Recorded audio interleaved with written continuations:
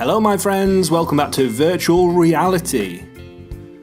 We are slipping on the VR headset and entering a new world, a virtual world. And if you could travel to any virtual world, what are the kind of places you might go?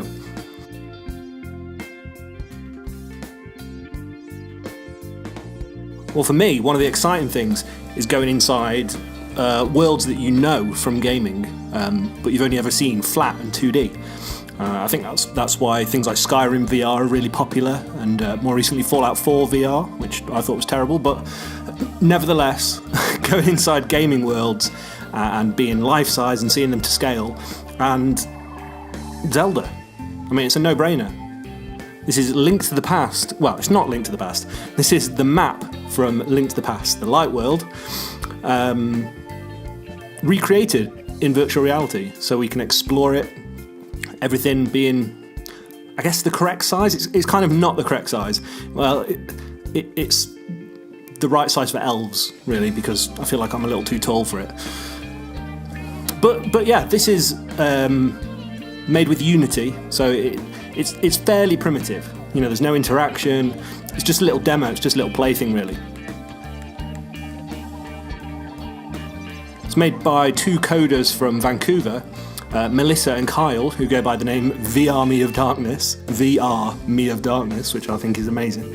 It's just a little project that they did, and they 3D modelled the map from Link to the Past, as I say, in Unity. And yeah, this is just it. You can just fly around it. Super primitive. The only controls you've got are your triggers. You can hover up or hover down, so it's kind of changing the scale. And you can teleport around with your little touchpads or your sticks, depending on what controllers you're using.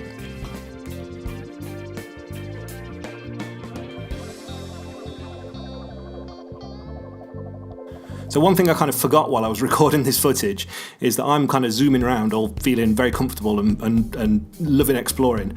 And I kind of forget that when you watch this back, and you're not in the headset, it's not your head that's looking around, these kind of fast movements kind of make you feel a little bit queasy. So apologies up front if I'm kind of zipping around a bit too much. I was just having a ball exploring this world that I've spent so many hours of my life in. But yeah, it's a little bit twitchy, and that's the problems with watching back VR stuff on a flat screen. I'm sorry. So we visited the desert. We started at Link's house, obviously. Here's Kakariko Village. There's the little place where you can race around, and it's really cool. I like it. I mean, it's lacking detail. It doesn't have everything in there. There's obviously no characters knocking around. That would have been quite nice if there were little modelled characters, even if they weren't doing anything, if you could kind of go and stand by them. But yeah, I kind of like it. It's weird seeing something that you know from a particular style modelled with like realistic textures and stuff. That's a little odd. But I think they've done quite well with the texture work they have done. There's a big hole missing in the floor here, but you can go inside these houses. If the door's open, you can go inside. And as I said, it's the right height for elves, not for mats. I had to crouch down. Lost Woods. Got to go see the Lost Woods. Unfortunately, there's no Master Sword, but there are all the little tunnels that you explore, and you have to make your way through. The zooming up into the air and then zooming back down is a little bit funky. I would have liked it if you could zoom around with your analog sticks, a bit like Google Earth VR. Maybe that's asking a bit much, but the teleporting works well.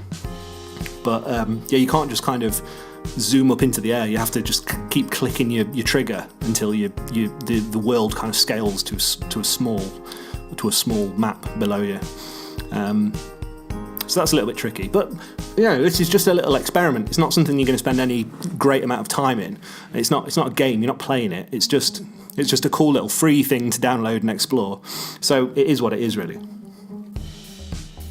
One thing I like doing when I'm ever in these things in VR is getting up to a ledge and peering over, which doesn't sound like much, but when you're there and it's all to scale and it all feels right, peering over an edge and seeing the ground drop down from underneath you is absolutely terrifying, or it can be terrifying.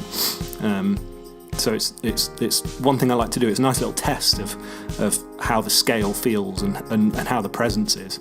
So I feel like this bridge here, this is the perfect test for that. Yeah, it does feel good.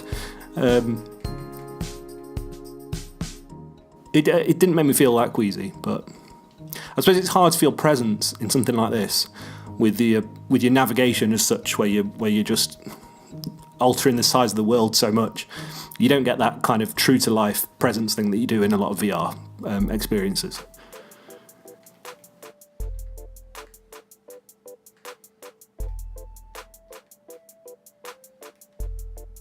What else we got? There's the castle.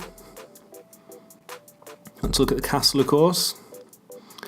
The patches of grass that you would chop down with your sword normally are maybe could have had a little bit more work. They look like small trees, whereas I've always imagined them as just like blades of grass. You know what? It would have been quite nice if one of the modelled controllers that you hold up in front of you was the sword. Just a silly thing. Maybe they could have modelled the swords with sticks and buttons on.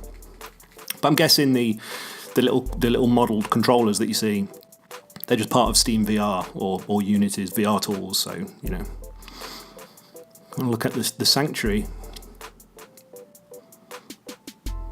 here through this window. And interestingly, you can zoom in through the windows. Although the door's not open, you can get inside. But this is really short in here, and there's no door inside. So I guess it is a sanctuary in that you're pretty safe in here because no one can get in. But yeah, that's Link to the Past map in VR. I'll put a link to download it in the description of the video. So if you've got a VR headset, you can download it yourself. It's a free download. If you've got a HTC Vive or an Oculus Rift, you just run Steam VR on your PC and double-click the application, and it'll load up in your headset. I've been playing this with the Oculus Rift with touch controllers. From what I understand, it runs on the Vive. All the instructions are for Vive, so I'm sure it works exactly the same. Thank you very much for watching. Thank you for joining me in another virtual reality, and hopefully I'll see you very soon. All right, bye.